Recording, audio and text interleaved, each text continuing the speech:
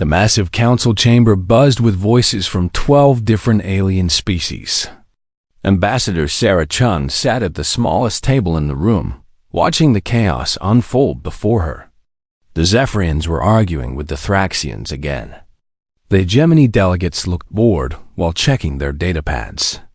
The Kalari were making clicking sounds that meant they disagreed with everyone. Sarah had seen this same scene play out hundreds of times over the past 3 years. The Galactic Council loved to talk, but they rarely solved anything. When problems needed fixing, they always turned to the humans. When credit needed taking, humans suddenly became invisible. The situation in the Outer Rim requires immediate action, announced Councillor Zekar, his blue skin gleaming under the chamber lights. The Zephyrian stood tall, his forearms gesturing dramatically. We must show these rebels the strength of the Council. Sarah had submitted a detailed report about the Outer Rim situation just yesterday. The rebels weren't really rebels at all. They were desperate colonists whose supply ships had been delayed for months. Their children were hungry. Their medicine was running out.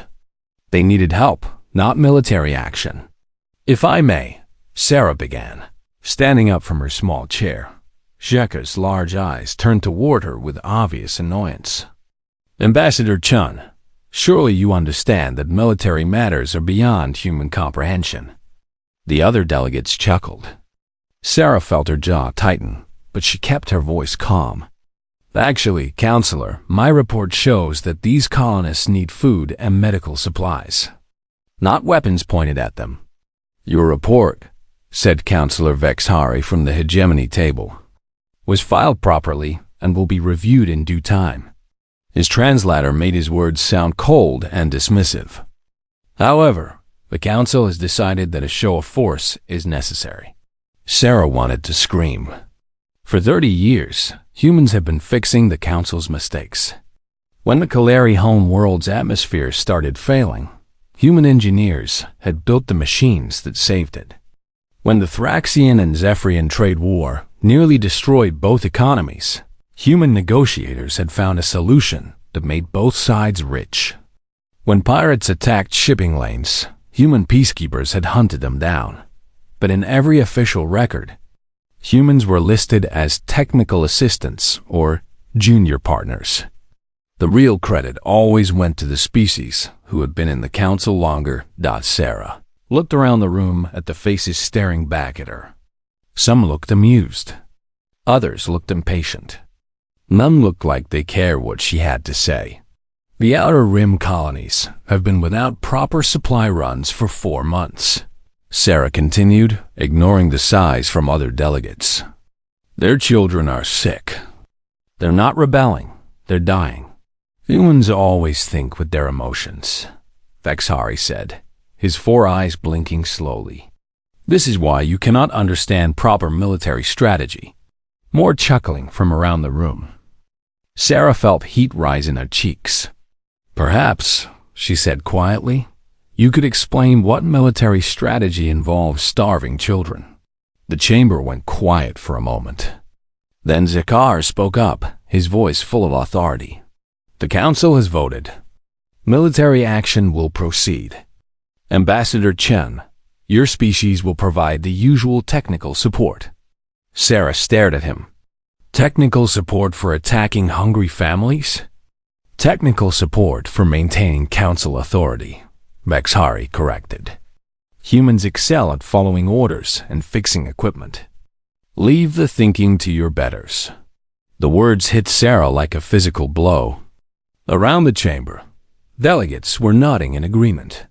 These were the same species whose worlds humans had saved. The same species whose wars humans had ended. The same species whose impossible problems humans had solved. Sarah's hands shook as she gathered her datapad. I need to contact my government. Of course, Zachary said with a dismissive wave. Run along and tell your leaders what the Council has decided. I'm sure they'll understand their place. Sarah walked toward the exit, her mind racing. Behind her, the Council continued their meeting as if nothing important had happened. They were discussing which ships to send and how many weapons to bring. Nobody mentioned food. Nobody mentioned medicine. Nobody mentioned that the rebels included thousands of children who had done nothing wrong except be born in the wrong place at the wrong time. As she reached the corridor outside, Sarah heard Vexhari's voice echoing from the chamber. Perhaps it's time to reconsider humanity's role in the council. Their emotional thinking makes them unsuitable for important decisions. They should stick to maintenance work and manual labor. A chorus of agreement followed his words. Sarah stopped walking. For 30 years, she had listened to comments like this. For 30 years, humans had swallowed their pride and kept working. They fixed what was broken. They solved what seemed impossible. They saved lives while others took credit. But standing in that empty corridor, listening to the council discuss treating her entire species like servants, something changed in Sarah Chen. She pulled out her communication device and sent an encrypted message to Earth. The message was simple. Emergency session needed. Council has crossed the line. Within hours, every human representative in the galaxy received the same message. Every human engineer working on alien worlds. Every human peacekeeper risking their life for council missions. Every human scientist solving problems that had stumped alien minds for centuries. The message spread through human space faster than light. And with it came a simple question that no human had dared ask before. Why were they doing this? Why were humans fixing everyone else's problems while being treated like children? Why were they saving alien lives while being called primitive? Why were they holding the galaxy together while being denied respect? Sarah Chun had no idea that her simple message would change everything. She only knew that she was tired of watching her people be treated like tools instead of equals. The galaxy was about to learn what happened when the tools decided to walk away. Admiral Marcus Torres stood on the bridge of the UES Defiant, watching the mixed fleet patrol formation through the main view screen. 43 ships from 7 different species moved in perfect coordination through the dangerous Kepler sector. The formation looked impressive, but Marcus knew the truth behind the pretty picture. 15 human ships made up less than a quarter of the fleet, but they handled almost all the real work. Human officers planned the patrol routes. Human engineers kept the alien ships running when their crews couldn't figure out their own technology. Human pilots flew the dangerous rescue missions that other species considered beneath their dignity. Marcus had been commanding joint operations for 12 years. He knew every captain in the fleet, understood every ship's weaknesses, and had saved all their lives at least once. Yet officially, he was listed as technical advisor to Admiral Kethvar, a Thraxian who spent most of his time in his quarters writing poetry. The communication alert chimed. Marcus walked to his station and accepted the encrypted message. What he read made his blood run cold. Effective immediately, all human personnel are to be removed from command positions. Council species will assume proper leadership roles. Admiral Torres will transfer command to Admiral Kethvar and accept reassignment as Chief of Maintenance. Marcus read the message 3 times. Chief of Maintenance. After 12 years of commanding fleets, of saving lives, of keeping the peace in the most dangerous sector of space, they wanted him to fix broken toilets. He called his senior staff to the conference room. Captain Lisa Park from Engineering arrived first, followed by Commander James Wright from Tactical and Lieutenant Commander Maria Santos from Communications. All humans. All experts in their fields. All about to be demoted to support staff. I assume you all received similar messages, Marcus said, placing his datapad on the table. Lisa Park nodded grimly. They want me to hand over the engineering department to someone who thinks plasma conduits are powered by magic crystals. Commander Vextel is taking over Tactical, James Wright added. He's the same genius who tried to fire weapons while the shields were up last month.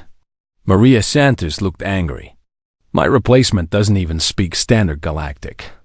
How is she supposed to coordinate communications between 43 ships? Marcus stared out the conference room window at the fleet. Those ships trusted him. The crews knew that human commanders would get them home alive. Now the council wanted to hand control over to officers who had failed their way up through political connections. "Sir," Captain Park said quietly, "what are our orders?" Marcus was quiet for a long moment. Then he opened a new communication channel to Earth. 3,000 light years away. Chief Engineer Elena Rodriguez was having her own nightmare. The atmospheric processing station on Titan 7 hummed around her as she read the official council notice. After 15 years of running the machines that kept 6 worlds breathing, she was being reassigned to technical support duties.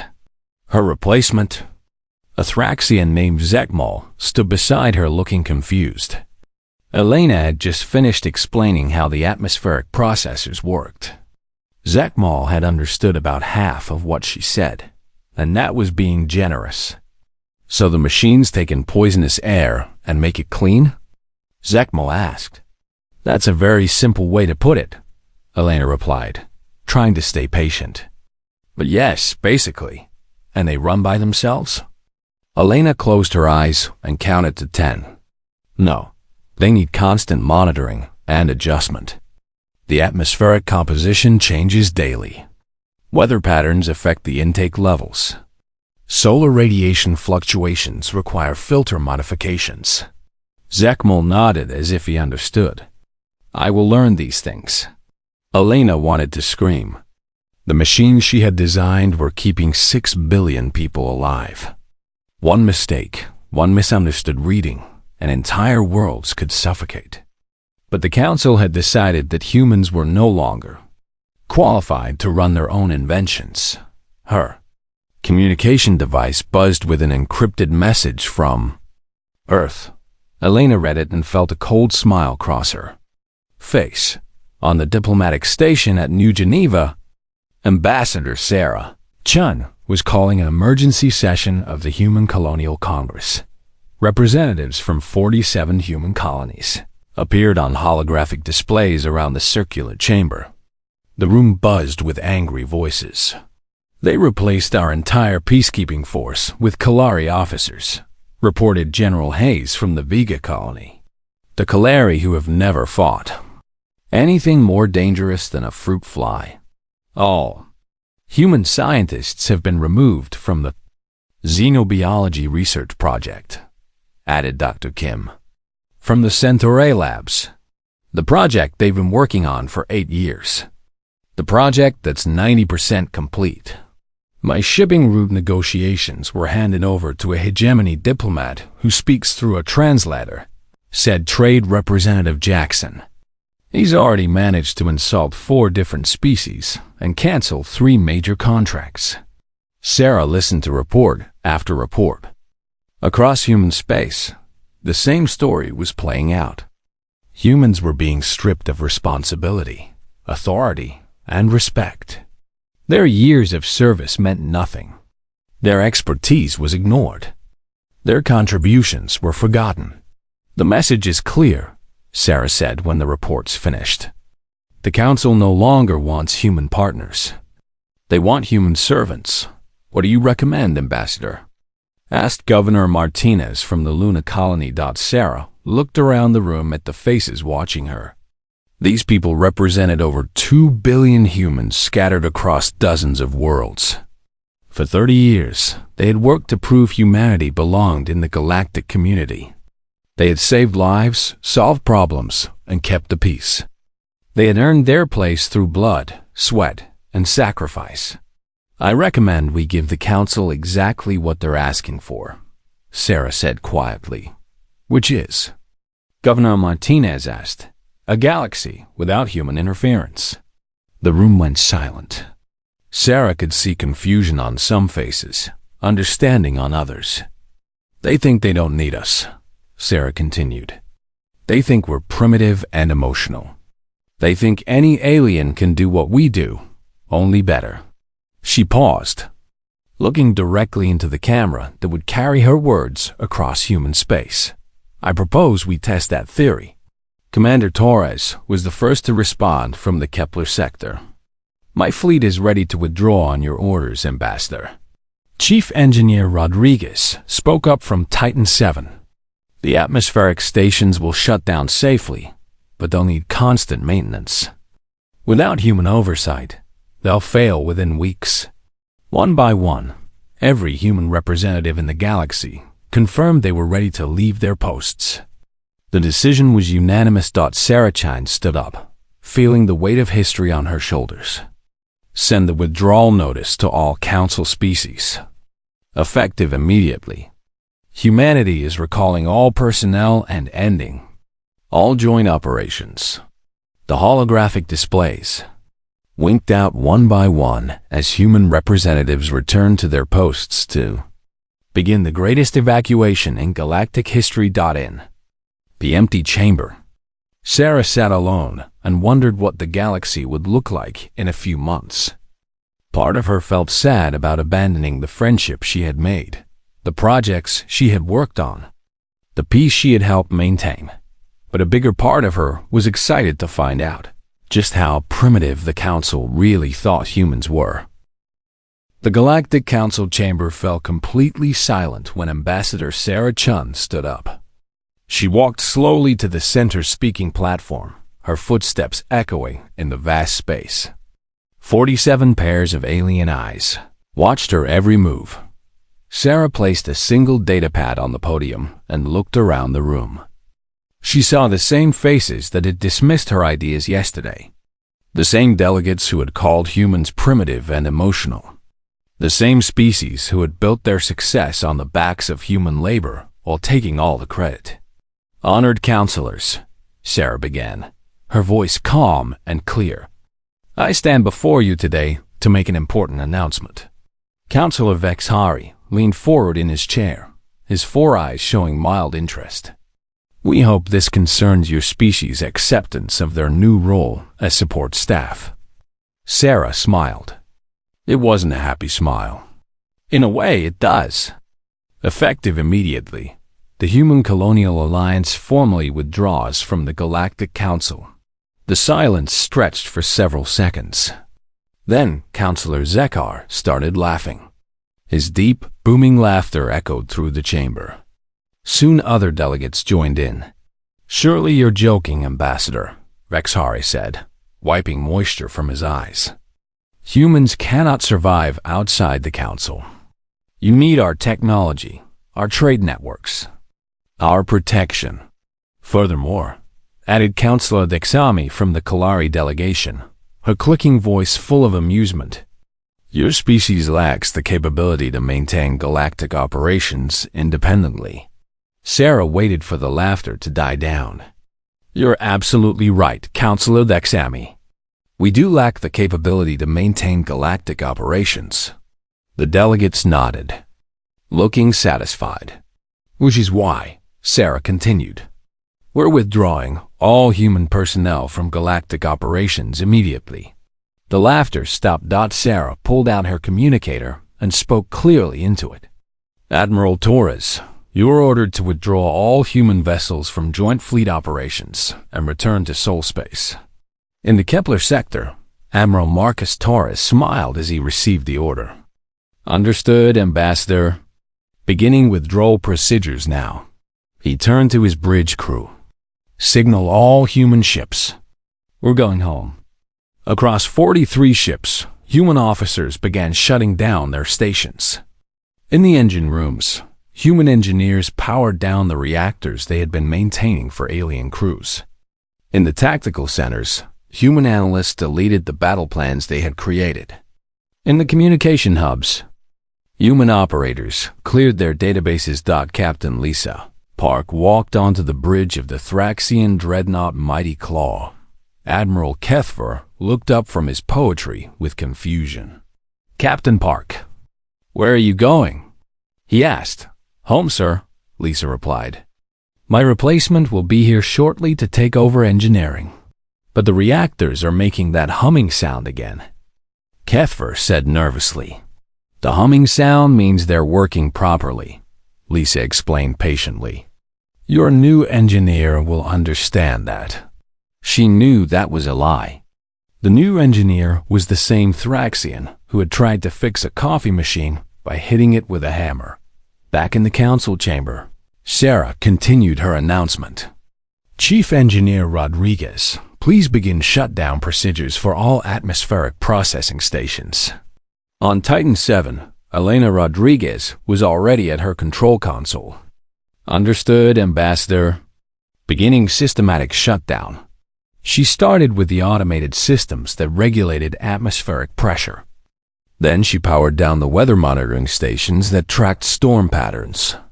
One by one, the machines that kept 6 billion people breathing began going quiet. Zekmol, her Thraxian replacement, watched in panic. What are you doing? You can't shut down the machines. I'm not shutting them down permanently, Elena said calmly. I'm just stopping the automated processes. Your engineers can restart them manually, but I don't know how to restart them manually. Elena picked up her personal belongings and headed for the door. I'm sure you'll figure it out. After all, the council said any alien can do what humans do, only better. The evacuation continued across the galaxy. On New Mombasa Station, human doctors cleared out their medical files before leaving their posts. They left behind only basic first aid instructions and the names of their replacements.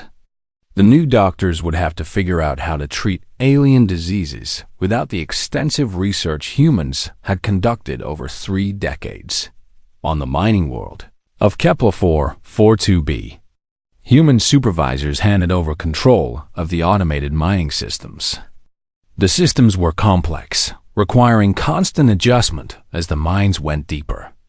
The human supervisors had written detailed manuals, but they took those manuals with them in the council chamber.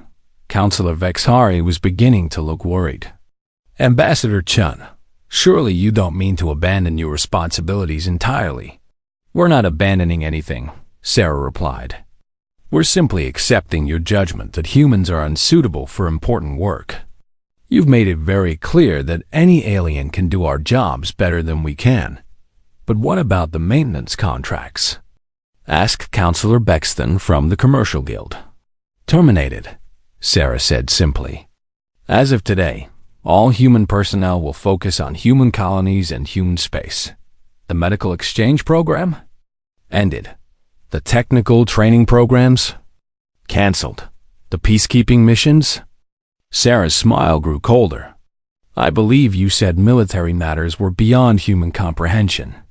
Around the chamber, delegates were starting to whisper among themselves. Some looked confused. Others looked nervous. A few looked angry. This is unacceptable, Councillor Zekar declared, standing to his full height. Humans cannot simply abandon their duties. What duties? Sarah asked innocently. Yesterday, you made it clear that humans are only good for following orders and fixing equipment. We're following your orders to step aside and let superior species take charge. She gathered her datapad and walked toward the exit. The Human Colonial Alliance wishes you all the best in your future endeavors. I'm sure you'll manage perfectly well without our primitive thinking. Wait, Veshari called out. You cannot simply leave. There are procedures, protocols. Sarah paused at the door and looked back. I believe the proper protocol is for primitive species to follow the wisdom of their betters. You are our betters, are you not? She walked out of the chamber, leaving behind 47 very worried alien delegates. The news of humanity's withdrawal spread across the galaxy within hours. On every world where humans worked, the evacuation continued. Human families packed their belongings and boarded transport ships. Human engineers powered down the systems they had maintained. Human negotiators canceled the trade agreements they had arranged. The withdrawal was methodical and complete. Humans didn't sabotage anything or leave angry messages. They simply stopped doing the work that kept galactic civilization running. as the last human transport ship left Council space. Carrying Ambassador Sarah Chun back to Earth, she looked out the viewport at the stars. Somewhere out there, alien engineers were staring at human technology they didn't understand. Alien commanders were trying to coordinate fleets without human tactical expertise. Alien negotiators were attempting to resolve disputes without human diplomatic skills. Sarah wondered how long it would take for the Council to realize what they had lost. She suspected it wouldn't be very long at all. The galaxy was about to learn the difference between thinking you don't need someone and actually not needing them. 3 days after the humans left, the first crisis hit Zarian Prime. Chief Engineer Zekmol stood in the atmospheric processing center, staring at warning lights that flashed angry red across every control panel. The massive machines that had hummed quietly for 15 years now made grinding, wheezing sounds. Alarms rang constantly. The air recycling systems that kept 4 billion Zephyrians breathing were failing. "Turn them off and turn them back on," suggested his assistant, a young Thraxian who had arrived yesterday to help. Zekmol tried pressing the restart button. Nothing happened. The machines continued their death rattle while atmospheric pressure readings dropped steadily. "Where are the instruction manuals?" he asked desperately. His assistant pointed to an empty shelf. The human engineer took them with her. Zekmol felt panic rising in his chest. The atmospheric processors were supposed to be automatic. Nobody had told him they needed constant adjustment and maintenance. Elena Rodriguez had made it look so easy, checking readings and making small changes throughout the day. Now he realized she hadn't been checking random numbers.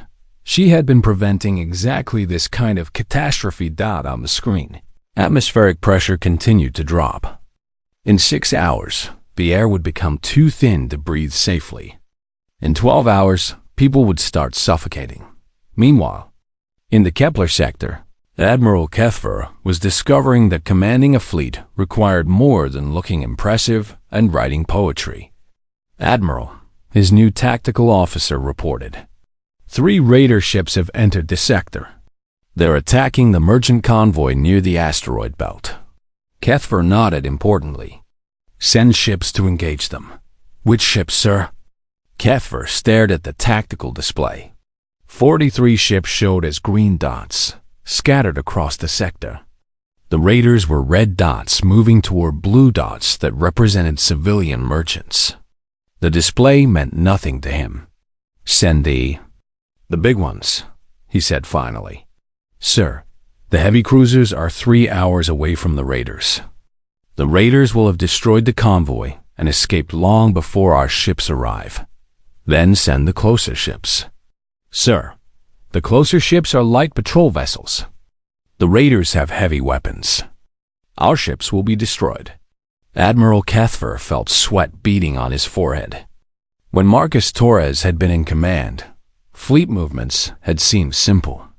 Ships appeared exactly where they were needed, exactly when they were needed. Kethver had never realized that someone was constantly calculating distances, speeds, weapon ranges, and travel times. "What would Admiral Torres do?" he asked quietly. His tactical officer, a Kalari named Dexim, clicked her mandibles nervously. "I don't know, sir. He never shared his planning methods with us." The red dots on the screen reached the blue dots. One by one, the merchant ships went dark. On Titan 7, the atmospheric crisis was getting worse. Zekmol had managed to contact the Thraxian Engineering Guild for help. 3 experts arrived within hours and spent 2 more hours arguing about which button to press first. The humans left detailed technical manuals somewhere, insisted Engineer Vexcall. "All human operations have manuals. We've searched everywhere," Zekmol replied. Elena Rodriguez took all her files with her. "Impossible. There must be backup copies." They found backup copies of the manuals, but they were written in technical language that none of them understood. Phrases like atmospheric density gradient compensation, and solar radiation filtration matrix. Might as well have been alien languages. Perhaps we could contact the humans directly, suggested Engineer Mexvar. Zekmal shook his head. The Council has forbidden all communication with human space. The atmospheric pressure continued dropping. Emergency broadcasts were already warning people to stay indoors and limit physical activity.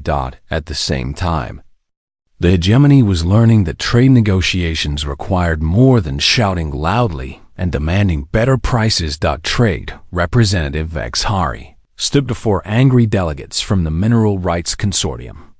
The meeting had been going on for 6 hours and getting nowhere. Your terms are unacceptable, declared Consortium leader Bexton. We demand the same prices you gave to human traders. The hegemony does not negotiate with inferior species. Vexhari replied haughtily. Then the Consortium withdraws from all hegemony trade agreements. Bexton said, standing up to leave. Vexhari felt panic rising. The hegemony needed those minerals desperately. Their industrial worlds would shut down without steady shipments of rare elements. Wait, he called out. Perhaps we can discuss modified terms. We already discussed terms. For 6 hours. Your negotiator insulted our intelligence, questioned our honesty, and demanded prices that would bankrupt our operation. The Consortium delegates filed out of the room, leaving Vexhari alone with a stack of rejected contracts.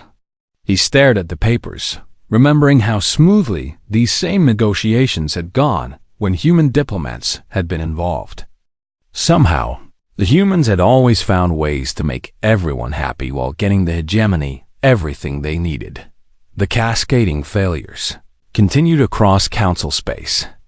On Gamma Station, the fusion reactors began showing critical warning signs.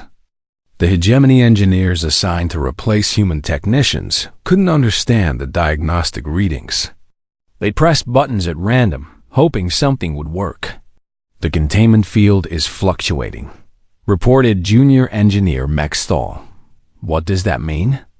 Asked Senior Engineer Vex Karen. I don't know.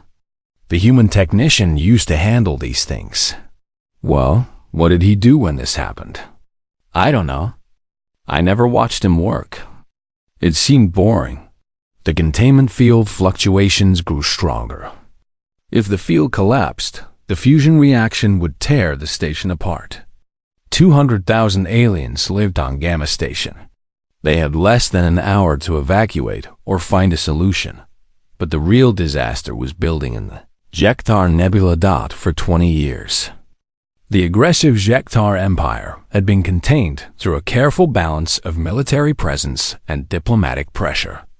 Human peacekeepers had maintained the frontier bases that watched for Jektar expansion. Human diplomats had negotiated the trade agreements that kept the Jektar economy stable. Human intelligence officers had monitored Jektar military movements.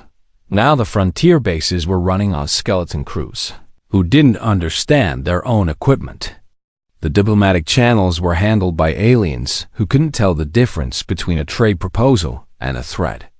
The intelligence networks had collapsed when human analysts took their expertise with them.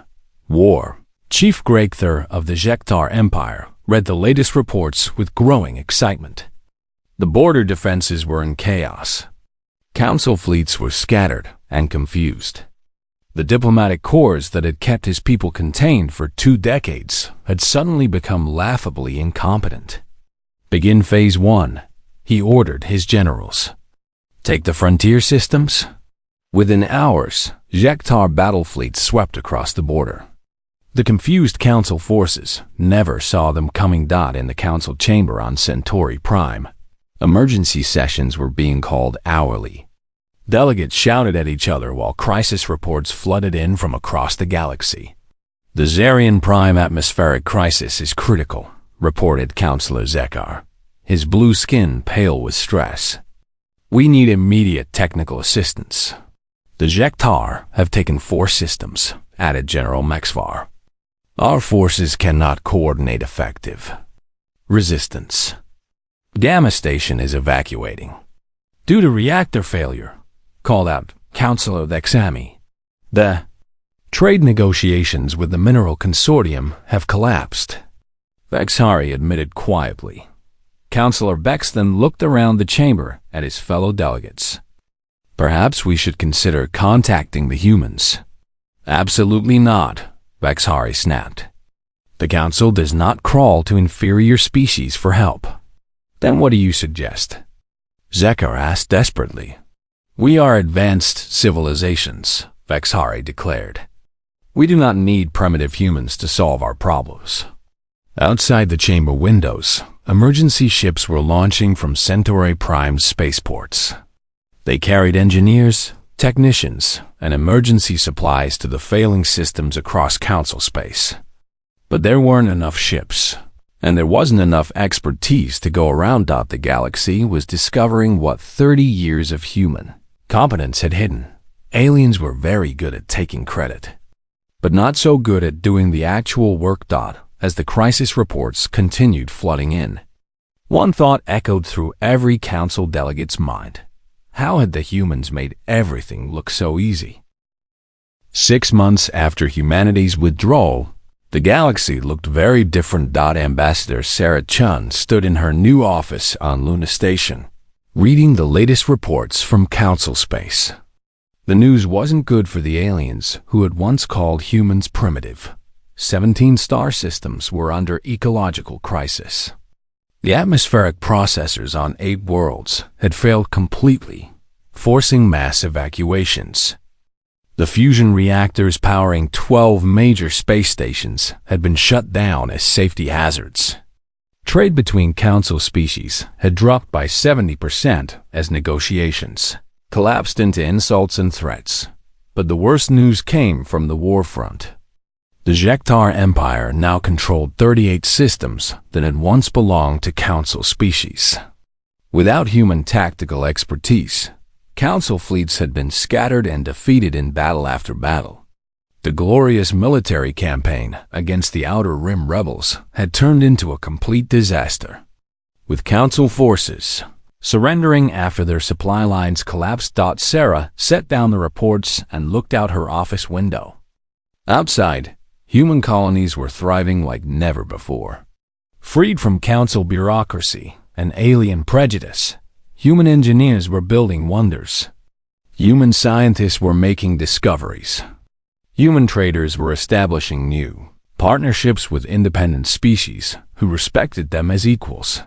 The communication alert chimed. Sarah's assistant announced that a Priority 1 message had arrived from Council space. From who? Sarah asked. Counselor Vexari, representing the full Galactic Council. Sarah smiled. Vexari, who had called humans emotional and primitive, was now begging to talk to her. Put him through. The holographic display activated, showing Vexari's familiar four-eyed face. But he looked different now. His skin was pale, his eyes were tired, and his usual arrogant expression had been replaced by something Sarah had never seen before: desperation. Ambassador Chun, Vexari began, his voice quiet and respectful. Thank you for accepting my communication. Counselor, Sarah replied neutrally. What can I do for you? Vexari was quiet for several seconds, clearly struggling with what he had to say. The Council would like to discuss the possibility of humanity returning to galactic affairs. Sarah raised an eyebrow. I thought the Council had decided that humans were unsuitable for important work. There have been developments that have caused us to reconsider our position. What kind of developments? Vexari's face flushed darker. Perhaps we underestimated certain aspects of human contributions to Council operations. Sarah leaned back in her chair. Could you be more specific? The atmospheric processors that your engineers maintained have suffered critical failures. The tactical coordination that your officers provided has proven difficult to replace. The diplomatic solutions that your negotiators arranged have shown unexpected complexity. Sarah nodded slowly. I see. And what exactly is the Council proposing? Full reinstatement of all human personnel to their previous positions, Vexhari said quickly, with appropriate compensation for any inconvenience caused. Their previous positions as technical assistants and junior partners? Vexhari winced. We would be willing to discuss elevated status within the existing framework. Sarah was quiet for a long moment. Outside her window, she could see human ships coming and going freely, no longer required to ask permission from alien bureaucrats. She could see human families who no longer had to listen to species call them primitive. She could see human children who would grow up knowing their people were respected as equals. Counselor Vexhari, she said finally, I appreciate your offer, but I'm afraid it's unacceptable. Vexhari's eyes widened in panic. Perhaps we could negotiate additional terms. Better quarters for human personnel. Improved compensation packages. Even limited voting rights on minor issues. I don't think you understand, Sarah said calmly. Humanity isn't interested in returning to the Council. But you must. The galaxy needs human expertise. Sarah smiled. I thought the galaxy had decided it didn't need primitive human thinking. We were wrong, Vexhari said, the words clearly painful for him to speak. We were wrong about human capabilities. We were wrong about human value to galactic civilization. Were you wrong about anything else? Vexhari stared at her for several seconds. We were wrong about human intelligence. We were wrong about human leadership abilities. We were wrong about everything. Sarah leaned forward. Thank you for that admission, Counselor. However, humanity has moved beyond the Council system. We're quite happy managing our own affairs. But the ecological crises, the trade disruptions, the HFY War, those are Council problems, Sarah replied. As you made very clear, humans are not suited for important decision-making. Vexhari looked desperate now. What would it take for humanity to consider some form of cooperation? Not rejoining the Council, but perhaps consultation agreements? Technical assistance contracts? Military cooperation treaties? Sarah pretended to consider the question.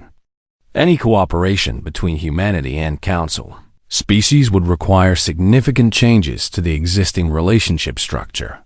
What kind of changes?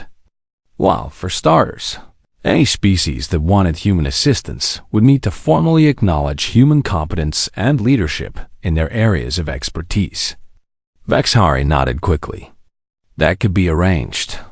They would also need to accept human officers in command positions for any joint operations.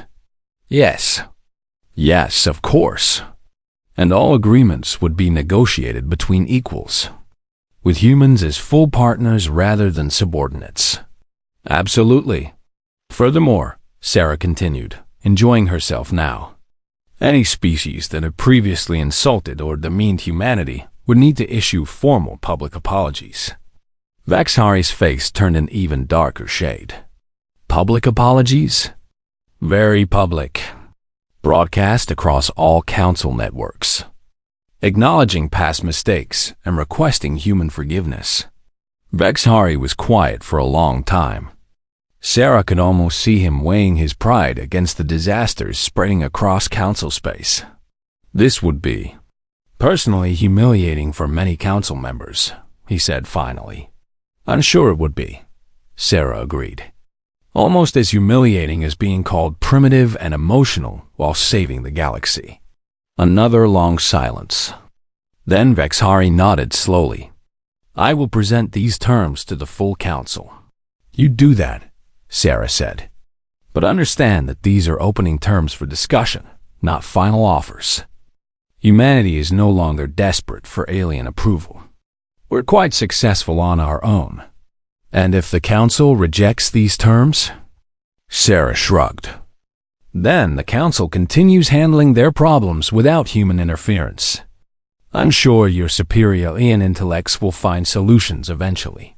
The communication ended, leaving Sarah alone in her office.